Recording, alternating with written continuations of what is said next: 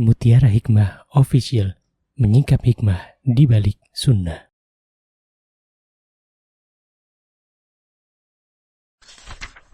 Salurkan donasi terbaik Anda untuk mendukung dakwah Mutiara Hikmah Official. Mau haji yang gak pakai antri? Daftar sekarang, insya Allah 2024 berangkat. Gratis keberangkatan umroh sebelum haji. Dibersamai oleh Ustadz Hanan Yasir dan juga Ustazah Imro'atul Azizah. Buruan daftar sekarang juga, sebelum harga naik.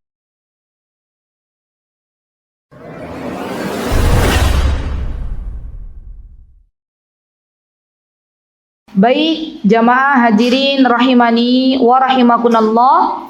Hari ini adalah hari yang spesial. Ya. Kalau biasanya yang kita kaji kitab apa namanya, masih ingat nggak? Tadhkiratus Sami' wal Mutakallim karya Ibnu Jamaah. Masya Allah. Nah, hari ini insya Allah kita akan mengambil sebuah tema ibu-ibu, di mana temanya ini adalah tema yang sangat penting untuk kehidupan kita. Di antaranya adalah apa perbedaan ujian dan adab. Wah, ini temanya bagus banget nih. Dan ini pun sebagai bekal untuk kita berjumpa dengan bulan Ramadan. Ya, baik. Ibu-ibu, teman-teman, jamaah Wingko Kelapa Gading yang saya cintai karena Allah, ketahuilah bahwa Allah Subhanahu wa Ta'ala ketika menciptakan manusia di muka bumi ini, maka Allah pasti akan menguji setiap hambanya. Pasti itu. Jadi setiap orang yang hidup pasti akan diuji. Itu kaidahnya. Coba ibu-ibu buka sekarang surah Al-Imran ayat 186. Yang ada Al-Quran dibuka biar kita tahu. Surah Al-Imran itu surah ketiga. Yang pertama adalah Al-Fatihah, yang kedua adalah Al-Baqarah, dan yang ketiga adalah Al-Imran ayat 186. Baik, saya bacakan dari 185 karena ini ada kaitannya dengan kematian dan ujian setelahnya, atau ujian yang Allah berikan di dunia ini untuk menghadapi suatu hari, yaitu kematian. Baik, a'udzu billahi minasyaitonir rajim. Kullu nafsin dha'iqatul maut wa innama tuwaffawna ujurakum yawmal qiyamah faman zuhziha 'anil nari wa udkhilal jannah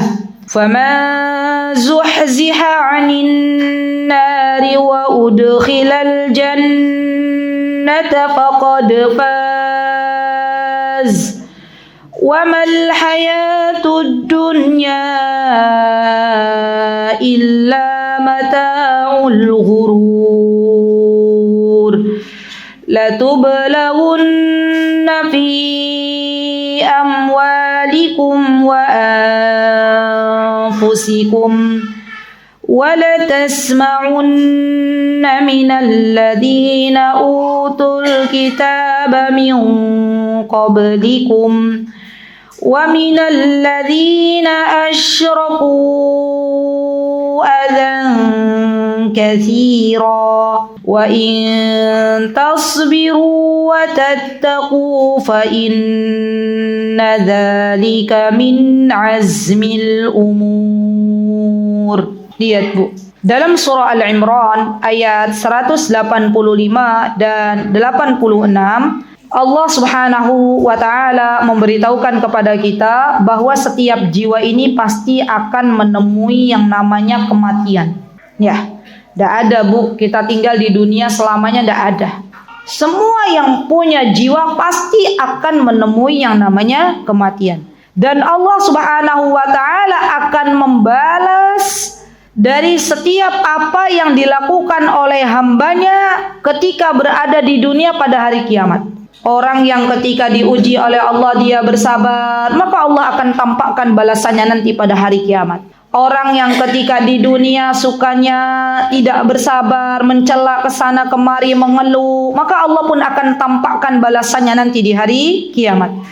Dan Allah Subhanahu wa Ta'ala memberitahukan kepada kita, faman zuhziha 'anil nari wa udkhilal jannata faqad faz. Lihat ibu-ibu, keberuntungan yang sesungguhnya Kemenangan yang sesungguhnya adalah ketika Allah menyelamatkan kita dari panasnya api neraka dan dimasukkannya kita ke dalam surganya Allah Subhanahu wa taala. Itu kesuksesan sejati. Jadi kalau kita teman-teman, ibu-ibu mengaku diri kita sudah sukses dalam bisnis, sebenarnya itu bukan kesuksesan sejati.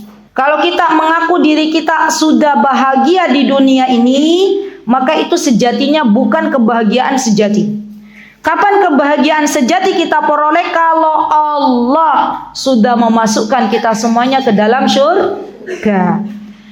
Dan Allah Subhanahu wa taala memberitahukan kepada kita, "Wa mal hayatud dunya illa mata'ul ghurur." Dan ketahuilah sesungguhnya kehidupan dunia ini hanyalah apa ibu-ibu? Hanyalah sendau gurau, ya. Hanyalah kesenangan yang memperdayakan. Lihat Bu, kita itu kadang ya, kita nih udah dikasih tahu tuh sama Allah, dunia ini kayak drama. Memang gitu kan Bu? Dunia ini kayak mainan, ya. Kapan kita akan melihat dunia ini hanya sendau gurau, hanya permainan? Nanti ketika kita sudah sampai di akhirat, kita akan melihat, ya Allah kok ya kemarin kok kita kayak main-mainan tok ya di dunia. Ibu-ibu kadang ya kalau kita menaiki sebuah tempat yang tinggi, ya ibu-ibu coba deh, pernah nggak naik ke sebuah bukit gitu? Coba lihat rumah-rumah yang ada di bawah bukit, mobil-mobil yang berjalan di atas ya jalan raya, itu kira-kira kayak mainan nggak kalau dilihat dari atas? Iya, kayak anak kecil lagi mainan itu, mobil-mobilan, rumah-rumahan. Itulah sebenarnya dunia.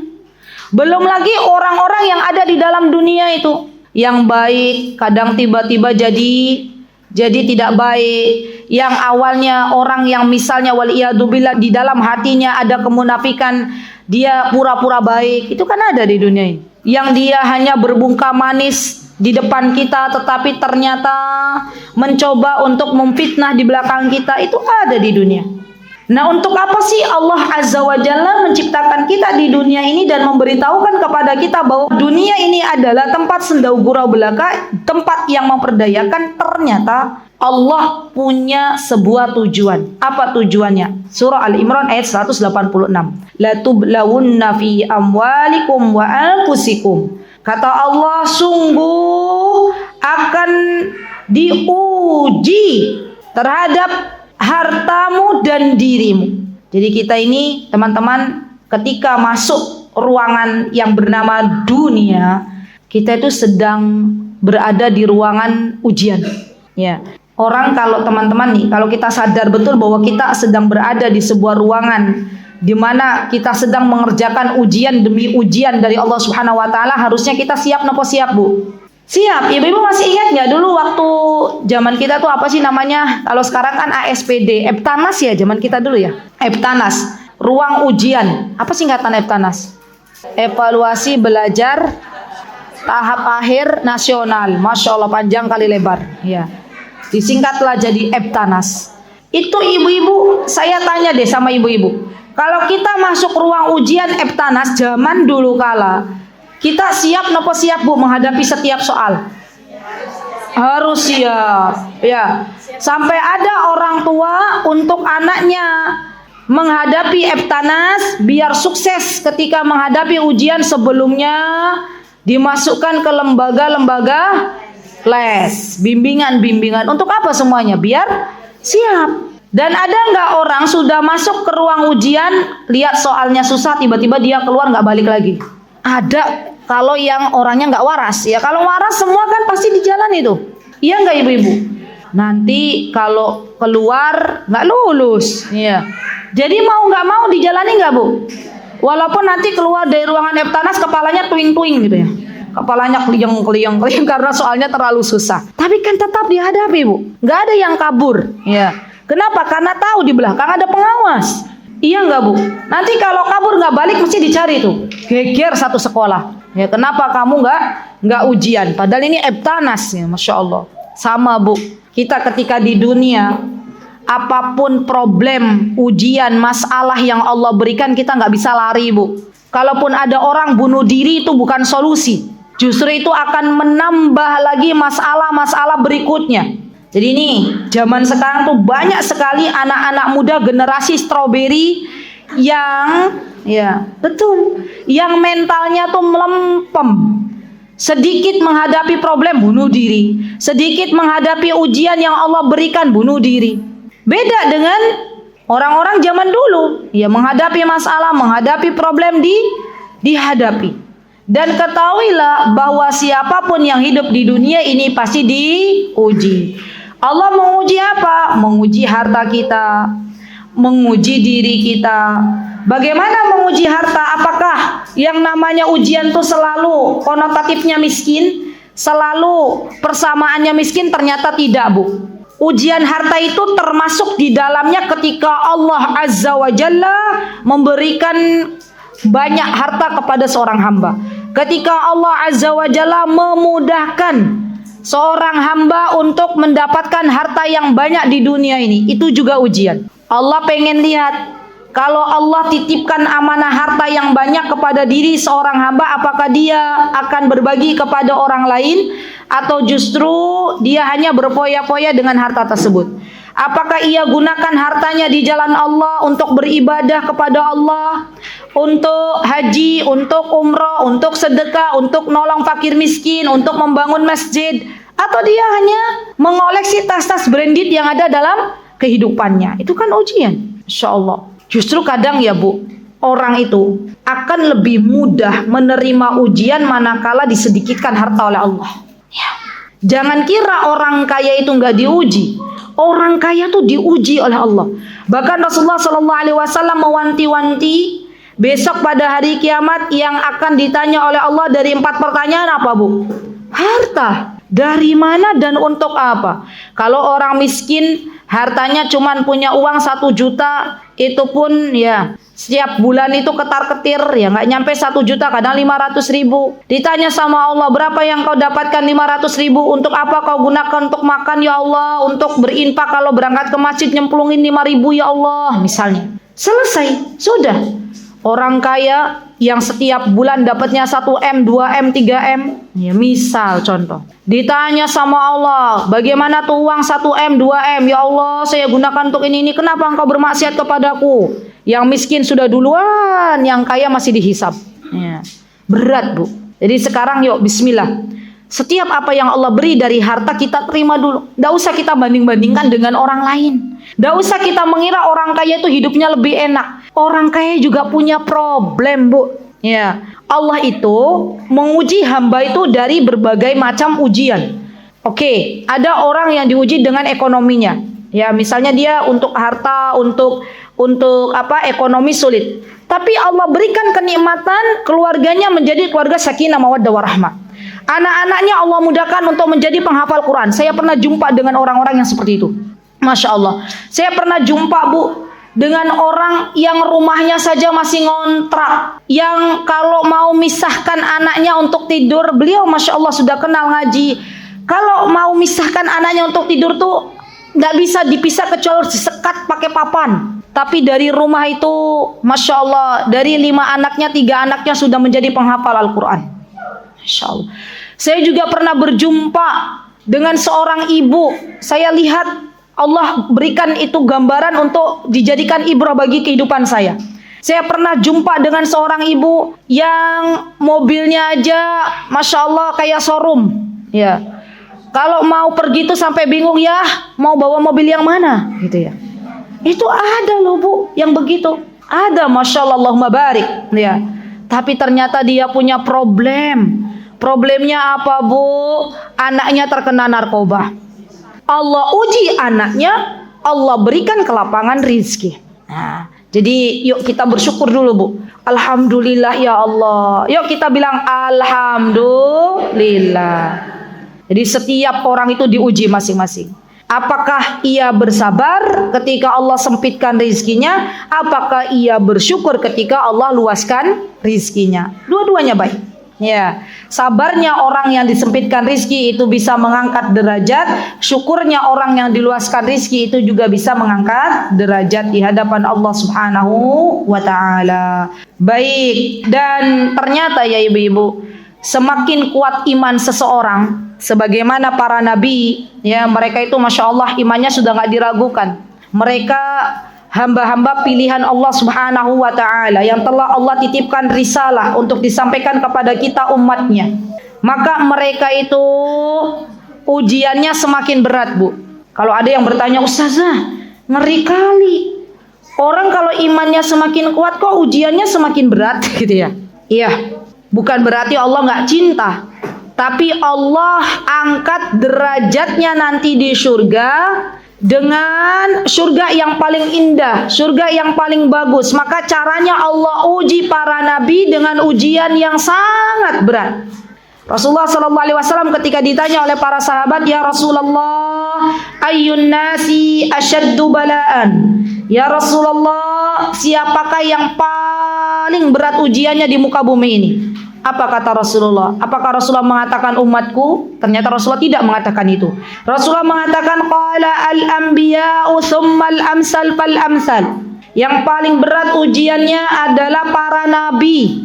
Lihat ibu-ibu, siapa yang paling berat ujiannya? Jadi kalau panjenengan dapat ujian, jangan pernah mengatakan saya diuji paling berat sedunia ini. Ya. Karena kata Rasulullah yang paling berat diuji siapa, Bu? Nabi. Ya. Kemudian orang-orang yang semisal. Ala hasbi dinihi, kata Rasulullah SAW, tergantung agamanya. Fa in kana dinuhu sulban, kalau kadar agamanya itu kuat, ya, maka ujiannya akan bertambah berat. Ya.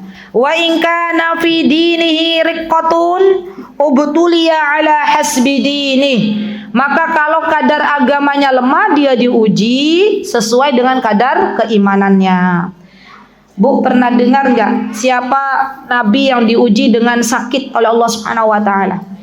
Nabi Ayub alaihissalam. Kita mungkin tidak kuat, Bu, ya, kalau diuji dengan sakit yang Allah berikan kepada Nabi Ayub, ya. Siapakah nabi yang diuji oleh Allah berdakwah bertahun-tahun yang ikut cuman sedikit? Nabi Nuh alaihissalam. Berdakwanya 950 tahun. Yang ikut banyak nomor sedikit? Sedikit. Jadi itu adalah teladan bagi kita. Kenapa para nabi itu diuji berat? Teladan bagi orang-orang setelahnya. Kalau kita berdakwah bertahun-tahun, jamaahnya masih sedikit, jangan bersedih. Kita nggak ada apa-apanya dibandingkan Nabi Nuh. Kalau ada ibu-ibu sakit-sakitnya parah, jangan bersedih. Kita tidak ada apa-apanya dengan Nabi Ayub. Ada lagi orang tua yang diuji oleh Allah Subhanahu wa taala dengan diambil anaknya ketika masih kecil. Siapakah beliau? Rasulullah sallallahu alaihi wasallam. Rasulullah punya anak laki-laki. Apakah ada anak laki-laki beliau yang sampai dewasa? Tidak ada.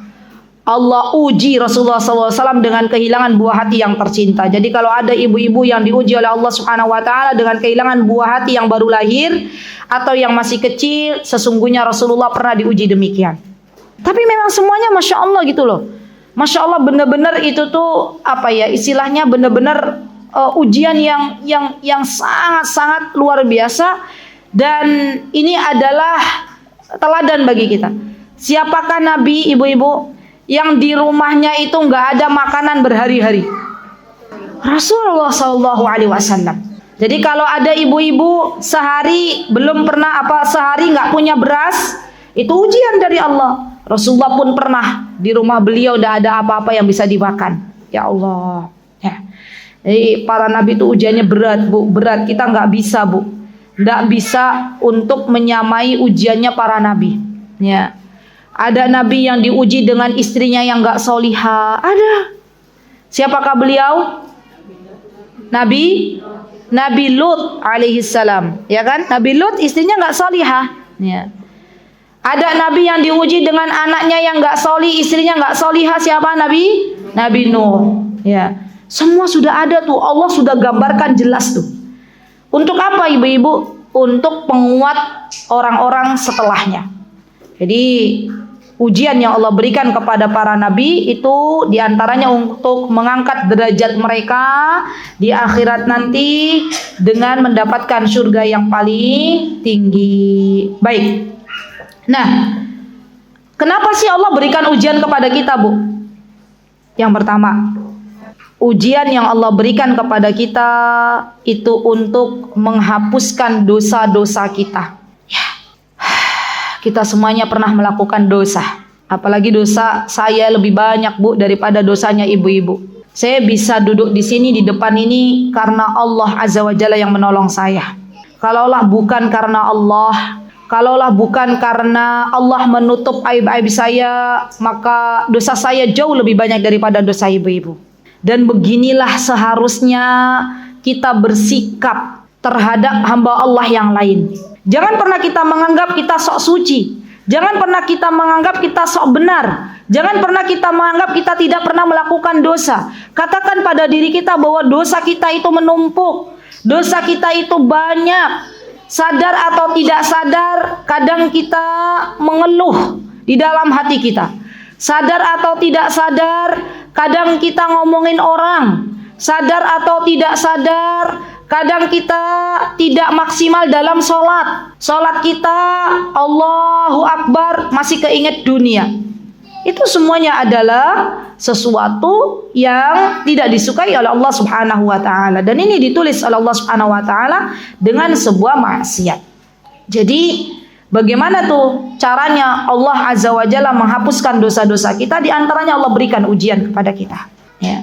Dan di antara hikmah, ya, di antara yang mesti kita yakini bahwa ketika seorang muslim diuji oleh Allah Subhanahu wa taala, maka di antara hikmahnya adalah Allah angkat derajat muslim ini untuk diberikan bonus oleh Allah Subhanahu wa taala. Baik. Kemudian yang ketiga, ibu-ibu, kenapa Allah uji kita? Ya, dengan berbagai macam ujian untuk meringankan azab di akhirat. Insyaallah. Rasulullah sallallahu alaihi wasallam beliau pernah bersabda, apa kata Rasulullah sallallahu alaihi wasallam? Ma asabal muslim min hammin wala gham wala nasabin wala wasab wala hazn illa kaffarallahu bihi min khatayahu hatta syaukata yushakwa. Tidaklah seorang muslim yang dia diuji oleh Allah dengan didatangkan kecemasan pada dirinya, dengan didatangkan kesulitan hidup pada dirinya, dengan didatangkan kesedihan pada dirinya, sampai duri yang menusuk, ya, menusuk dirinya, duri yang kecil, baik itu menusuk tangan, menusuk kaki, itu semuanya dalam rangka Allah menghapuskan dosa-dosa kita. Allahu Akbar, Allahu Akbar. Syaratnya apa, Bu? Syaratnya kita menerima dengan tulus, menerima dengan baik. Baru Allah angkat derajat kita dan Allah hapuskan dosa-dosa kita. Subhanallah. Baik.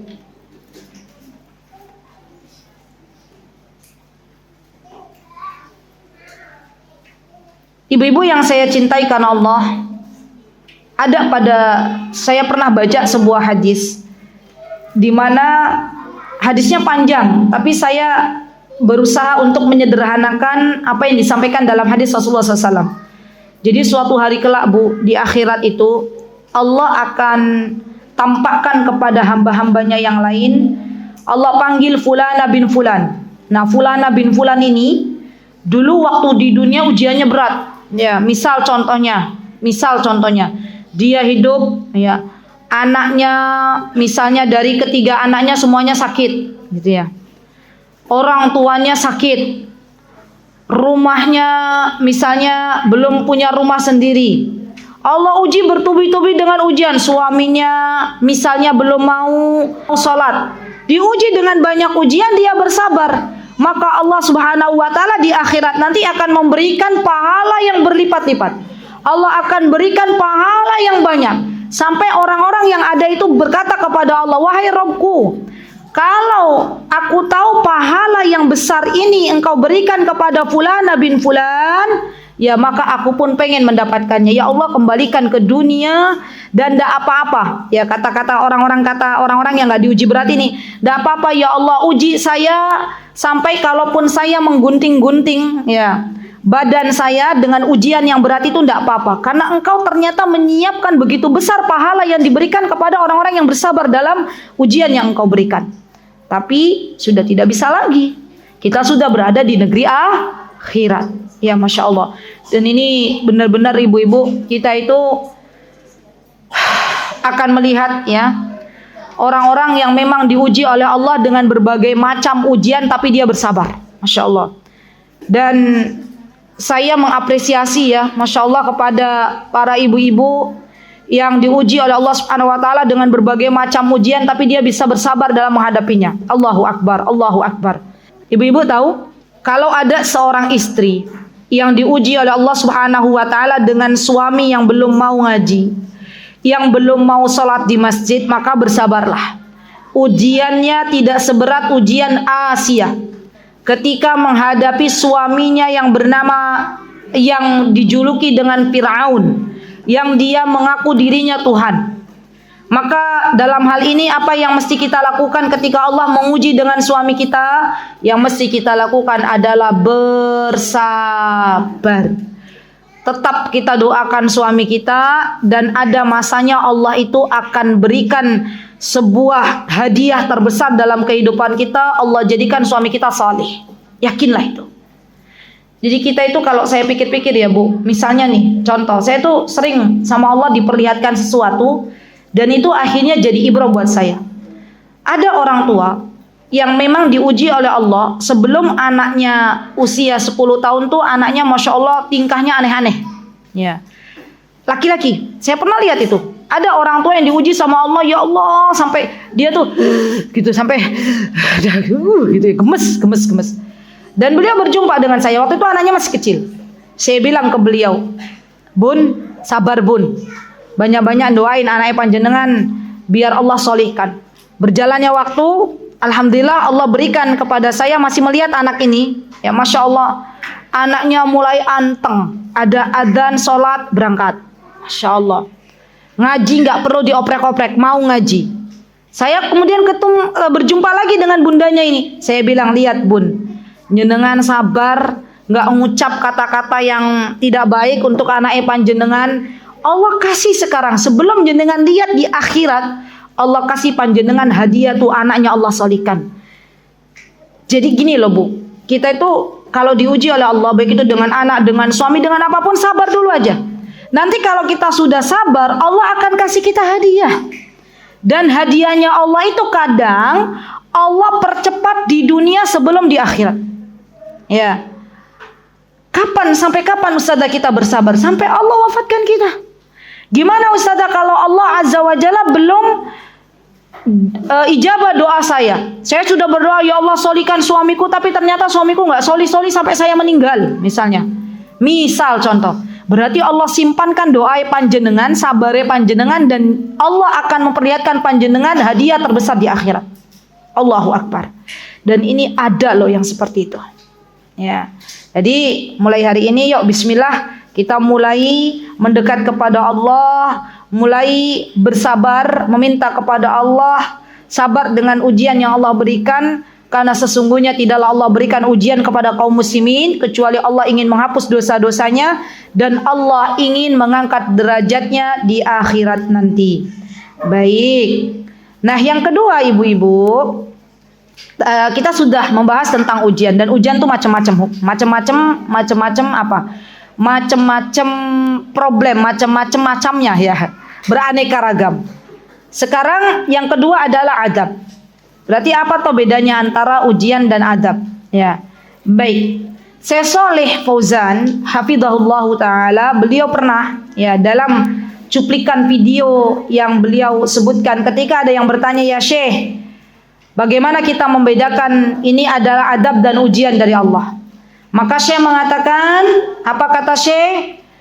Undur nafsik, lihat diri kalian, bermuhasabalah. Kalau selama ini kalian benar-benar menjadi hamba Allah yang bertakwa, kalau selama ini kalian benar-benar mendekat kepada Allah, Allah kasih kalian sesuatu yang tidak diharapkan, maka itu adalah ujian untuk mengangkat derajat kalian. Kata Syekh Shalih. Kalau ternyata kalian adalah hamba-hamba yang suka bermaksiat kepada Allah, tidak beriman kepada Allah, sukanya ngeles kalau Allah memerintahkan sesuatu, tidak bersegera dalam menyambut perintah Allah, ya, kemudian Allah Azza wa Jalla berikan sesuatu yang tidak sesuai dengan harapan, kata Syekh, maka itu adalah adab. Ya. Jadi kita lihat masing-masing. Kita lihat kadar keimanan kita kepada Allah Subhanahu wa taala. Ya.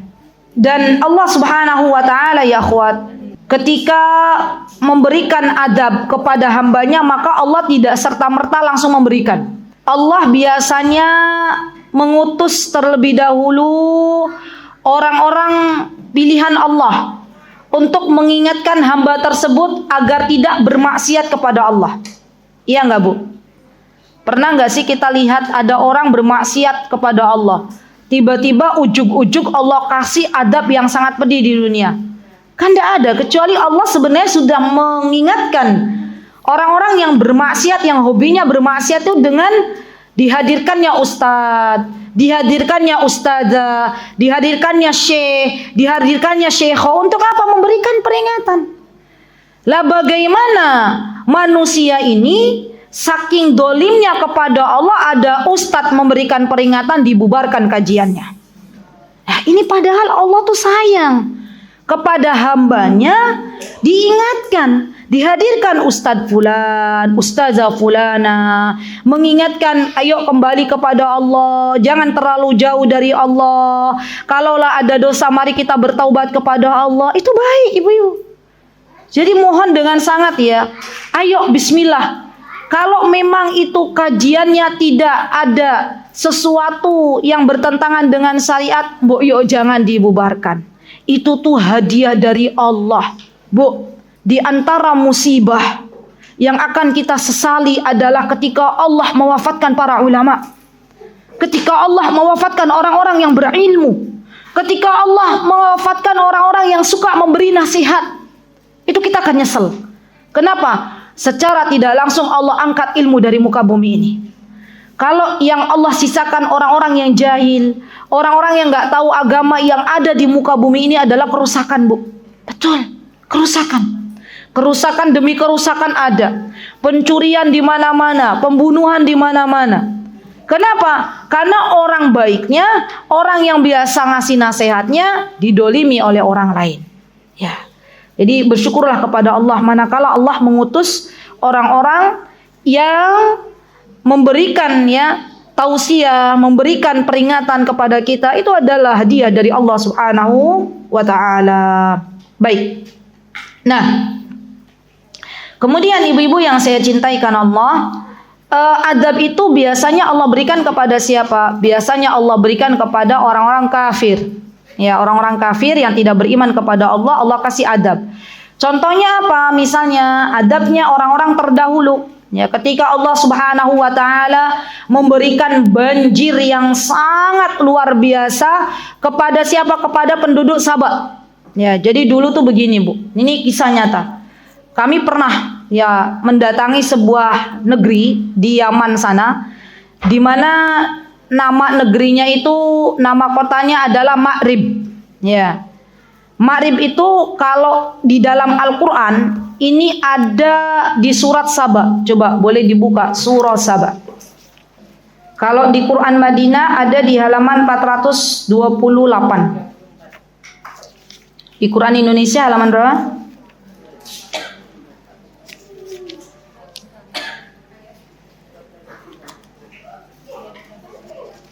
Ada? Sudah ketemu? Baik. Ayatnya ayat 15. Ya, saya bacakan ya, Bu. Ibu-ibu nyimak. A'udzu billahi minasyaitonir rajim. Karena ini di tengah ayat, saya langsung baca ayatnya.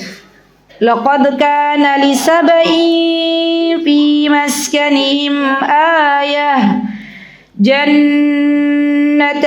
'an yaminin wa shimal kulu min rizqi rabbikum washkuru lah baldatun tayyibatun wa rabbun ghafur. فأعرضوا فأرسلنا عليهم سيل العرم وبدلناهم بجنتيهم جنتين ذوات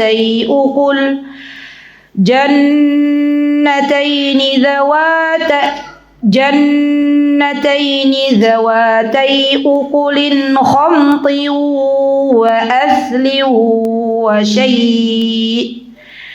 wa syai'im min sidrin qalil. Dzalika jazainahum bima kafaru wa hal nujazi illal kafur. وجعلنا بينهم وبين القرى التي باركنا فيها قرى ظاهرة وقدرنا فيها السير سيروا فيها ليالي وأياما آمنين فقالوا ربنا باعد بين أسفارنا وظلموا أنفسهم فجعلناهم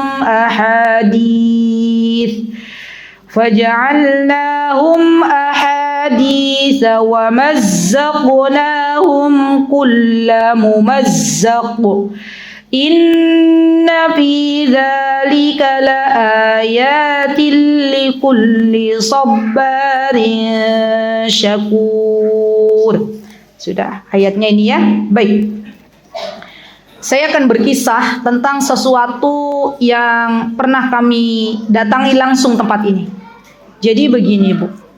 Sabah di dalam Al-Qur'an ya, itu yang dimaksud adalah sebuah tempat yang berada di negeri Yaman.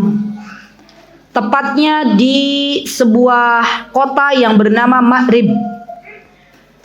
Di sana dulu Allah Subhanahu wa taala memberikan kepada penduduk Sabah kenikmatan-kenikmatan yang luar biasa.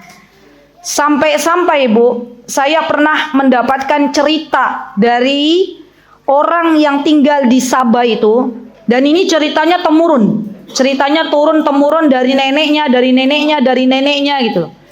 Dan beliau bercerita kepada kami bahwa dulu di Sabah itu orang saking nikmat Allah begitu banyak orang jalan, kata beliau ya, semoga Allah menjaga beliau, bawa nampan, apa sih namanya, bawa, kalau orang Madura ini apa namanya, bawa tempat lah ya. Itu nanti, Bu, subhanallah, buahnya itu jatuh dari kanan dan kiri, teplok gitu ya. Masya Allah, nikmat enggak, Bu? Nikmat banget. Tapi ternyata penduduk Sabah itu tidak bersyukur kepada Allah. Apa yang dilakukan penduduk Sabah? Yang dilakukan penduduk Sabah, mereka menyembah matahari. Kami lihat di sana, Bu, masih ada tiang-tiangnya, tapi nggak pernah diurus. Ya, di sana juga ada reruntuhan istananya Ratu Balkis di Sabah itu. Dan bedanya dengan kita warga Indonesia, di Indonesia tuh kalau ada situs-situs budaya itu benar-benar di apa, Bu? Dijaga. Ya. Kalau di sana enggak, di sana ya sudah runtuh ya runtuh. Hanya mereka cuman mengelilingi dikelilingi sama kawat-kawat berduri itu agar orang-orang tidak menjadikan situs itu untuk tabaruk, itu aja. Ya. Jadi tiang-tiang yang tinggi itu kita masih kelihatan, masih ngelihat gitu ya. Ya. Dan yang tadinya Sabah itu adalah negeri baldatun thayyibah, maksudnya negeri yang baik, negeri yang subur, makmur, buah-buahannya banyak ya ibu-ibu. Karena masyarakat Sabah tidak beriman kepada Allah, mengkufuri nikmat Allah, nyembahnya matahari, maka yang ada di Sabah itu ada namanya Sad Ma'rib. Sad Ma'rib itu ini loh, Bu, bendungan yang sangat lebar. Allahu Akbar. Allah tuh kalau pengen ngadab ngadab manusia, itu Allah berikan hikmah yang sangat luar biasa. Apa yang terjadi, Bu? Bendungan Ma'ribnya itu Allah datangkan tikus-tikus kecil, ada yang mengatakan hewan-hewan kecil, dimakanin itu pembatasnya, dan yang terjadi apa, Bu? Yang terjadi akhirnya bendungannya jebol. Ya. Allah tidak mengutus Allah tidak mengirimkan orang yang besar untuk menghabisi bendungan itu sehingga keluarlah air itu, jadilah banjir yang ada di Ma'rib. Tapi Allah memerintahkan hewan-hewan ya, ciptaan-ciptaan Allah, makhluknya Allah untuk bisa membuka, menjebol bendungan tersebut, dan akhirnya air yang ada di Sad Ma'rib itu menggenangi seluruh kota Ma'rib. Yang ada sekarang kota Ma'rib itu, Bu, yang ada waktu kami pernah ke sana itu yang ada adalah pohon-pohon sidr. Betul apa yang ada dalam Al-Qur'an. Pohon sidr itu kayak pohon siwak.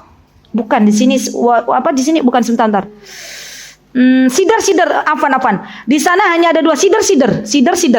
Beda-beda. Sidr itu sidr, siwak dan sidr. Ya. Mana tadi? Wa syai'im min sidrin qalil. Ada pohon sidr, ibu-ibu, pohon sidr itu bidara. Sidr itu bidara. Kalau di Indonesia bidaranya itu kecil-kecil. Kalau di Yaman bidaranya tinggi-tinggi. Itu ada buahnya loh. Pohon bidara itu ada buahnya. Saya masih ingat waktu itu kami bawa putri kami yang kecil, ya. Itu buahnya kayak kresem kalau di Indonesia. Tahu kresem, Bu? Kresen, apa sih namanya? Hah? Talok. Talok. Nah, itu buahnya seperti itu. Tapi itu sidr namanya, ya. Dan itu ada tuh di Ma'rib tuh banyak itu pohon-pohon sidr, dan juga ada banyak pohon siwak. Ya, sudah. Allah berikan banjir yang begitu besar, dan akhirnya ya berubahlah itu Ma'rib dari yang awalnya perkebunan yang sangat indah dipandang mata, yang sangat lebat, memberikan kenikmatan yang Allah berikan dengan buah-buahan yang bermacam-macam. Tinggallah sekarang kalau ibu-ibu ke Yaman, Ma'rib itu adalah gurun pasir. Ya, sekarang tinggal gurun pasir. Ya. Dan itu bagian dari adab Allah Subhanahu wa taala. Dan Allah itu kalau mau mengadab ya hamba Allah yang bermaksiat, yang tidak beriman, yang kufur kepada Allah, Allah kirim macam-macam. Kadang Allah kasih angin yang begitu dingin. Bu, angin di Indonesia itu nyaman. Yakin, saya meyakini angin di Indonesia itu sepoi-sepoi. Angin Arab itu kalau sudah dikirim sama Allah itu sampai nusuk tulang. Kalau di musim dingin sampai nusuk tulang.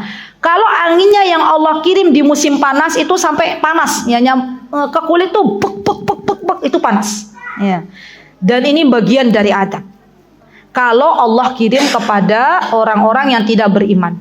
Dan kadang Allah Azza wa Jalla mengirimkan adab kepada orang-orang yang bermaksiat kepada Allah. Dikisahkan kaumnya Nabi Lut alaihissalam, apa yang Allah timpakan adab kepada kaumnya Nabi Lut. Itu satu kampung beserta orangnya diangkat sama Allah, Bu. Setelah itu bukannya sama Allah diangkat derajatnya, Allah kembalikan lagi ke dunia, bro, gitu ya. Ini bisa dibayangkan nggak? Ini misalnya tisu nih ya. Ini Korea, kampungnya Nabi Lut, ya, kaumnya Nabi Lut. Kaumnya Nabi Lut.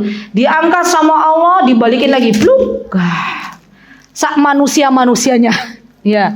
Kira azab. Ya, kenapa? Karena kaumnya Nabi Lut sukanya sesama jenis, laki-laki suka sama laki-laki. Jadi, Bu, sekarang di Indonesia itu sudah banyak yang namanya laki-laki suka sama laki-laki.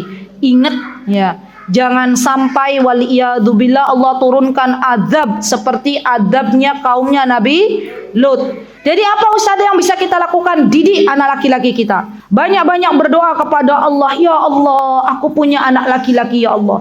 Jagalah anak laki-lakiku dari orang-orang yang buruk. Ya Allah, jagalah anak laki-lakiku dari perbuatan-perbuatan maksiat, dari perbuatan-perbuatan fahisha, perzinahan, LGBT dan macam-macamnya. Ya Allah, jagalah anakku. Itu diantara ikhtiar kita agar Allah Azza wa Jalla tidak menurunkan azab. Wallahu ta'ala alam. Saya pernah mendengar di Indonesia, tapi saya belum dapat yang valid. Mungkin ada orang ibu-ibu yang kalau ini beritanya valid, tolong beritahukan saya. Saya pernah mendengar bahwa ada salah satu desa di Jawa Tengah, ya. Itu yang desanya diubek-ubek sama Allah, ditenggelamkan gitu ya. Ditimpakan gunung, bener ya? Itu kisahnya nyata nggak? Siapa yang pernah bersaksi, ayo kalau kisahnya nyata? Ada yang dari kampung situ? Yo, di mana Mbak Tias? Purwokerto. Ayo. Nyenengan bilang Purwokerto sudah dicatat sama Allah loh. Ada orang Purwokerto? Mbak orang Purwokerto? Alhamdulillah datang dari Purwokerto. Naik bis efisiensi? Hah? Oh bukan. Asli Purwokerto. Oh, nyenengan tahu kisah itu? Pernah dengar? Tapi benar tuh kisah. Dari mana nyenengan tahu kisah itu?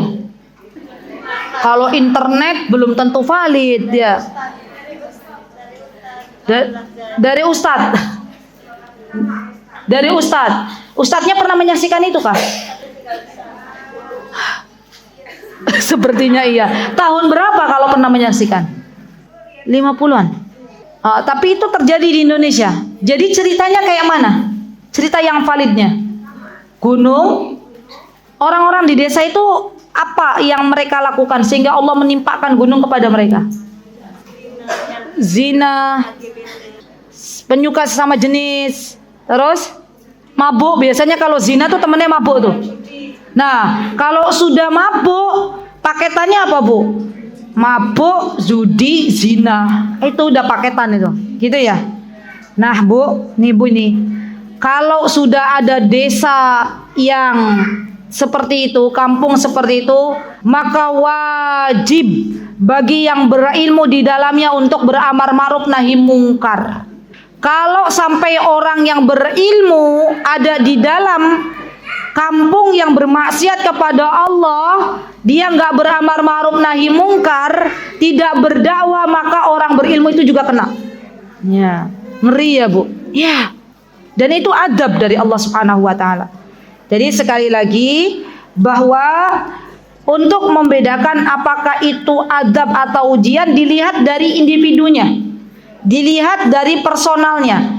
Kalau misalnya di kampung itu orang-orangnya beriman kepada Allah, orang-orangnya rajin sholat, rajin kajian, tiba-tiba Allah datangkan gempa, Allah datangkan banjir, maka itu adalah ujian untuk mengangkat derajat penduduk setempat. Tapi kalau Allah datangkan ya musibah kepada orang-orang yang di situ bermaksiat kepada Allah, maka di situ adalah adab. Ya, dan adab ini tujuannya sebenarnya apa sih, Bu? Untuk mengembalikan orang ini ke jalan yang benar. Ya, begitu ya ibu-ibu ya. Insyaallah cukup. Mari kita perbanyak beramal salih. Yang belum bertaubat kepada Allah, bertaubatlah kepada Allah. Ya, hati kita dikelola lagi, dibeningkan. Kalau ada sesuatu yang mungkin kita pernah ya melakukan kesalahan kepada hamba Allah, maka kita doakan hamba Allah tersebut untuk mendapatkan kebaikan. Karena yang menghalangi kita berat membaca Al-Quran, yang menghalangi kita berat untuk bersedekah, yang menghalangi kita berat untuk sholat tarawih, itu adalah dosa-dosa kita. Yuk mari bersihkan hati kita, mari kita kembali kepada Allah ya. Tangisi dosa-dosa kita. Semoga ketika berjumpa dengan Ramadan, Allah berikan kelapangan kita untuk bisa beramal saleh sebanyak-banyaknya. Amin. Allahumma amin. Wallahu ta'ala a'lam. Jazakumullahu khairan atas kehadirannya. Aqulu qouli hadza wa astaghfirullah li wa lakum wa akhiru da'wana alhamdulillahi rabbil alamin. Wassalamualaikum warahmatullahi wabarakatuh. Mutiara Hikmah Official, menyingkap hikmah di balik sunnah.